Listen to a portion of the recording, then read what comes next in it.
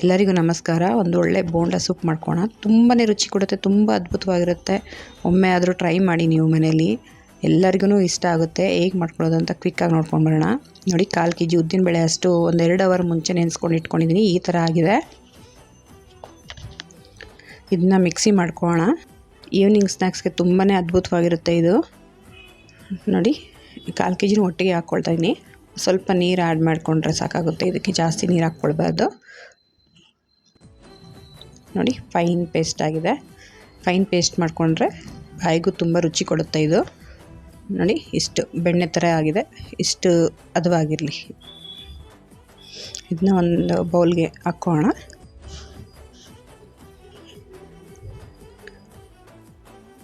ಒಂದು 2 ಸ್ಪೂನಷ್ಟು ಅಕ್ಕಿ ಹಿಟ್ಟು ಹಾಕ್ಕೋಣ. ಅದು ಕ್ರಿಸ್ಪಿಯಾಗಿ ಬರುತ್ತೆ. ಹೊರಗಡೆ ಎಲ್ಲ ಸಾಫ್ಟಿ ಆಗಿರುತ್ತೆ, ಚೆನ್ನಾಗಿರುತ್ತೆ. ರುಚಿಗೆ ತಕ್ಕಷ್ಟು ಉಪ್ಪು ಮತ್ತು ಕಾಳು ಮೆಣಸು 1 ಸ್ಪೂನು, ಮತ್ತು ಶುಂಠಿ ಹಚ್ಚಿಟ್ಕೊಂಡಿರೋ 1 ಸ್ಪೂನಷ್ಟು ಶುಂಠಿ, ಮತ್ತು ತೆಂಗಿನಕಾಯಿ 1 ಸ್ಪೂನ್ ಹಾಕಿ ಚೆನ್ನಾಗಿ ಮಿಕ್ಸ್ ಮಾಡಿ ಅದಕ್ಕೆ 1 ಸ್ಪೂನಷ್ಟು ಹಸಿಮೆಣ್ಸಿನ್ಕಾಯನ್ನು ಸಹ ಸೇರಿಸ್ಕೊಳ್ಳೋಣ. ಯಾವುದೇ ಖಾರದ ಪುಡಿ ಎಲ್ಲ ಬಳಸೋದು ಬೇಡ. ಇದಕ್ಕೆ ಹಸಿಮೆಣ್ಸಿನ್ಕಾಯಿ ಕಟ್ ಮಾಡಿ ಸಣ್ಣಕ್ಕೆ ಹಾಕೋಣ 1 ಸ್ಪೂನು. ಚೆನ್ನಾಗಿ ಮಿಕ್ಸ್ ಆದಮೇಲೆ ನೋಡಿ, ಬೆಣ್ಣೆ ಥರ ಆಗಿದೆ. ತುಂಬಾ ಅದ್ಭುತವಾಗಿರುತ್ತೆ ಇದು. ಎಣ್ಣೆಯಲ್ಲಿ ಫ್ರೈ ಮಾಡಿಕೊಂಡ್ರೆ ನೋಡಿ, ಡೀಪ್ ಫ್ರೈ ಮಾಡ್ಕೊಳ್ಳೋಣ ಚೆನ್ನಾಗಿ.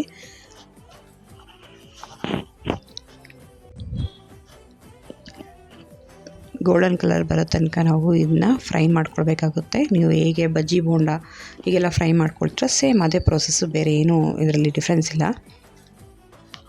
ಇದೇ ಹಿಟ್ಟಿಂದ ನಾವು ಉದ್ದಿನ ವಡೆನೂ ಸಹ ಮಾಡ್ಕೊಳ್ಬೋದು. ತುಂಬಾ ಈಸಿ ಪ್ರೋಸೆಸ್ಸು. ಖಂಡಿತವಾಗ್ಲೂ ಮಾಡ್ಕೊಳ್ಳಿ ಇದನ್ನ ರೆಸಿಪಿನ. ಫ್ಯಾಮಿಲಿ ಜೊತೆ ಒಂದು ಒಳ್ಳೆ ಟೈಮ್ ಸ್ಪೆಂಡ್ ಮಾಡಬೇಕು ಅಂದಾಗ ಈ ರೀತಿ ಒಮ್ಮೆ ಮಾಡ್ಕೊಳ್ಳಿ, ತುಂಬಾ ಚೆನ್ನಾಗಿರುತ್ತೆ. ಅದ್ಭುತವಾಗಿ ನೋಡಿ, ಈ ಥರ ಗೋಲ್ಡನ್ ಕಲರ್ ಆಗಬೇಕು. ಇನ್ನು ಯಾರೆಲ್ಲ ನನ್ನ ಪೇಜ್ನ ಫಾಲೋ ಮಾಡಿಲ್ಲ, ಸಬ್ಸ್ಕ್ರೈಬ್ ಮಾಡಿಲ್ಲ, ಪ್ಲೀಸ್ ಫಾಲೋ ಆ್ಯಂಡ್ ಸಬ್ಸ್ಕ್ರೈಬ್ ಮಾಡ್ಕೊಳ್ಳಿ, ಶೇರ್ ಮಾಡ್ಕೊಳ್ಳಿ ನಿಮ್ಮ ಫ್ರೆಂಡ್ಸ್ ಮತ್ತು ಫ್ಯಾಮಿಲಿ ಜೊತೆ. ನೋಡಿ, ಡೀಪ್ ಫ್ರೈ ಆಗಿದೆ. ಈಗ ಒಂದು ಪ್ಲೇಟ್ಗೆ ಸರ್ವ್ ಮಾಡ್ಕೊಳ್ಳೋಣ. ಇಷ್ಟೇ ಪ್ರೋಸೆಸ್ ಇದು. ಬೋಂಡ ಅಂತೂ ರೆಡಿಯಾಗಿದೆ. ಈಗ ಇದಕ್ಕೆ ಒಂದು ಒಳ್ಳೆ ಸೂಪ್ ಮಾಡ್ಕೊಳ್ಳೋಣ. ಒಂದು ಕುಕ್ಕರ್ಗೆ ಒಂದು ಅರ್ಧ ಲೀಟ್ರ್ ನೀರು ಸೇರಿಸ್ಕೊಂಡು 150 ಗ್ರಾಮ್ ಅಷ್ಟು ಹೆಸರುಬೇಳೆ ಹಾಕ್ಕೊಳ್ಳೋಣ. ಇದನ್ನು ಸಹ ಕುಕ್ಕರ್ಗೆ ಸೇರಿಸ್ಕೊಳ್ಳೋಣ. 2 ವಿಸಿಲ್ಗಿಟ್ರೆ ಸಾಕು, ಚೆನ್ನಾಗಿ ಬೇಯುತ್ತೆ. ಒಂದು ಪ್ಯಾನ್ಗೆ ಒಂದು 4ರಿಂದ 5 ಸ್ಪೂನ್ ಎಣ್ಣೆ ಹಾಕ್ಕೊಂಡು 1 ಸ್ಪೂನ್ ಸಾಸಿವೆ, 1 ಸ್ಪೂನ್ ಜೀರಿಗೆ ಸೇರಿಸ್ಕೊಳ್ಳೋಣ. ಇದು ಚೆನ್ನಾಗಿ ಸಿಡಿದ್ರೆ ಹಸಿ ಅಂಶ ಇರಲ್ಲ, ತುಂಬಾ ಅದ್ಭುತವಾಗಿರುತ್ತೆ. ಯಾವಾಗಲೂ ಅಷ್ಟೇ ನಾವು ಸಿಡಿದ ಮೇಲೇ ಬೇರೆ ಏನಾದರೂ ಹಾಕ್ಕೊಳ್ಬೇಕಾಗುತ್ತೆ. ಈಗ ನೋಡಿ, ಶುಂಠಿ ಹಾಕ್ಕೊಳ್ಳೋಣ.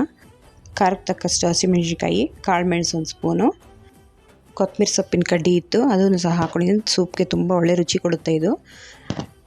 ಒಂದು ಈರುಳ್ಳಿ ಮತ್ತು 2ರಿಂದ 3 ಸ್ಪೂನು ತೆಂಗಿನಕಾಯಿ ಪೀಸ್ ಮಾಡಿ ಹಾಕಿದ್ದೀನಿ. ಇದು ಚೆನ್ನಾಗಿ ಹುರ್ಕೊಳ್ಬೇಕು. ಚೆನ್ನಾಗಿ ಫ್ರೈ ಆದರೆ ಚೆನ್ನಾಗಿರುತ್ತೆ. ಒಂದು ಒಳ್ಳೆ ಟೈಮ್ ಸ್ಪೆಂಡ್ ಮಾಡಬೇಕಂದ್ರೆ ಫ್ಯಾಮಿಲಿ ಜೊತೆ ಈ ಥರ ನಿಜವಾಗ್ಲೂ ಖಂಡಿತವಾಗ್ಲೂ ಮಾಡ್ಕೊಳ್ಳಿ. ತುಂಬಾ ರುಚಿ ಕೊಡುತ್ತೆ ಇದು. ತುಂಬ ಸೊಗಸಾಗುತ್ತೆ. ನೋಡಿ, ಈ ಥರ ಚೆನ್ನಾಗಿ ಫ್ರೈ ಮಾಡ್ಕೊಳ್ಬೇಕು. ಹೋಟೆಲಲ್ಲಂತೂ ಈ ರೆಸಿಪಿ ತುಂಬಾ ಫೇಮಸ್. ಈವ್ನಿಂಗ್ ಸ್ನ್ಯಾಕ್ಸ್ಗೆ ತುಂಬ ಜನ ಇಷ್ಟಪಟ್ಟು ತಿಂತಾರೆ ಇದನ್ನ ಶುಚಿಯಾಗಿ ನಮ್ಮ ಮನೇಲೇ ಮಾಡ್ಕೊಳ್ಬೋದು. ನೋಡಿ, ಬೇಳೆನೂ ಸಹ ಚೆನ್ನಾಗಿ ಬೆಂದಿದೆ. ಈ ಥರ 1-2 ಸಲ ತಿರ್ಸಿದ್ರೆ ಇನ್ನೂ ಸ್ವಲ್ಪ ಚೆನ್ನಾಗಿ ನೈಸ್ ಪೇಸ್ಟ್ ಆಗುತ್ತೆ. ಸೊ ಇದನ್ನು ಸಹ ನಾವು ಏನು ಫ್ರೈ ಮಾಡ್ಕೊಂಡಿದ್ದೀವೋ ಅದಕ್ಕೆ ಸೇರಿಸ್ಕೊಳ್ಳೋಣ. ನೋಡಿ, ಇದಕ್ಕೆ ಸೂಪ್ ಆಗಿರೋದ್ರಿಂದ ಸ್ವಲ್ಪ ನೀರು ಜಾಸ್ತಿ ಇಡಿಸುತ್ತೆ. ಸ್ವಲ್ಪ ನೀರು ಜಾಸ್ತಿ ಹಾಕ್ಕೊಂಡು ಸೂಪಿನ ಅದಕ್ಕೆ ಕಲಿಸ್ಕೊಳ್ಬೇಕಾಗುತ್ತೆ.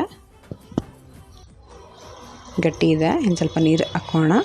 ನೋಡಿ, ಈ ಕನ್ಸಿಸ್ಟೆನ್ಸಿ ಇದ್ದರೆ ಸಾಕು. ಸ್ವಲ್ಪ ಒಂದು 1/4 ಟೇಬಲ್ ಸ್ಪೂನು ಅರಿಶಿನ ಮತ್ತು ರುಚಿಗೆ ತಕ್ಕಷ್ಟು ಉಪ್ಪು ಹಾಕಿ ಚೆನ್ನಾಗಿ ಕಲಿಸ್ಕೊಳ್ಳೋಣ. ಒಂದು 2 ಕುದಿ ಬಂದರೆ ಸಾಕಾಗುತ್ತೆ ಇದು. ನೋಡಿ, ತುಂಬ ರುಚಿಯಾಗಿದೆ. ಒಂದೇ ಕನ್ಸಿಸ್ಟೆನ್ಸಿಲಿದೆ. ನೋಡ್ತಾ ಇದ್ರೇ ತಿನ್ನಬೇಕು ಅನ್ನೋ ಅಷ್ಟು ಕ್ಯೂರಿಯಾಸಿಟಿ ಹೆಚ್ಚಾಗುತ್ತೆ ಇದು ಮಾಡ್ತಾಯಿದ್ರೇ. ನೋಡಿ, ಈ ಕನ್ಸಿಸ್ಟೆನ್ಸಿ ಇದ್ದರೆ ಸಾಕು. ಇದನ್ನ ನಾವು ಬರೀ ಬೋಂಡ ಸೂಪ್ ಅಂತ ಅಲ್ಲ, ಇಡ್ಲಿಗೂ ಸಹ ಇದು ನಾವು ಬಳಸ್ಬೋದು ಈ ಸೂಪ್ನ. ಅಥವಾ ಸಾಂಬಾರಿನ ಸ್ವಲ್ಪ ಗಟ್ಟಿ ಮಾಡಿಕೊಂಡ್ರೆ ಸಾಂಬಾರು ಥರ ಆಗುತ್ತೆ ಇದು. ಸೊ ನಾವು ಇಡ್ಲಿಗೂ ಸಹ ಇದನ್ನು ಬಳಸ್ಕೊಳ್ಬೋದು. ತುಂಬ ತಂಪಾಗಿರುತ್ತೆ.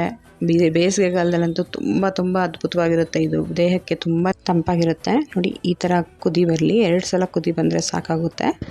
ಬೇಳೆನೂ ಬೆಂದಿದೆ, ಅಲ್ಲಿ ಫ್ರೈನೂ ಮಾಡ್ಕೊಂಡಿದ್ದೀವಲ್ವ ಚೆನ್ನಾಗಿ. ಸೊ ಈ ಥರ ಕುದಿ ಬಂದರೆ ಸಾಕಾಗುತ್ತೆ ನಮಗೆ.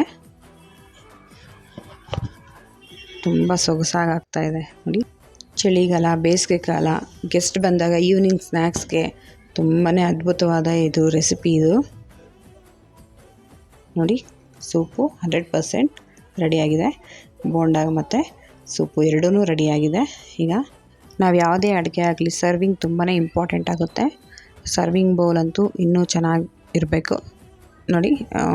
ಸ್ವಲ್ಪ ಸೂಪ್ಗೆ ಒಂದು 3 ಬೋಂಡ ಹಾಕಿ ಮತ್ತು ಕೊತ್ತಂಬರಿ ಗಾರ್ನಿಷ್ ಹಾಕಿ ಮಾಡಿ ಕೊಡ್ತಾಯಿದ್ದೀನಿ. ತುಂಬಾ ಚೆನ್ನಾಗಿರುತ್ತೆ. ಒಂದೊಂದು ಬೈಟ್ಗೂ ಅದ್ಭುತವಾದ ಫೀಲಿಂಗ್ ಆಗುತ್ತೆ.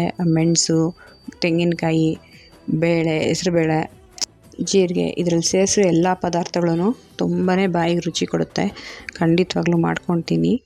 ಈ ವಿಡಿಯೋ ಯಾರೆಲ್ಲ ನೋಡ್ತಾ ಇದ್ದೀರೋ ಅವರಿಗೆಲ್ಲ ನನ್ನ ಕಡೆಯಿಂದ ತುಂಬಾ ಧನ್ಯವಾದಗಳು.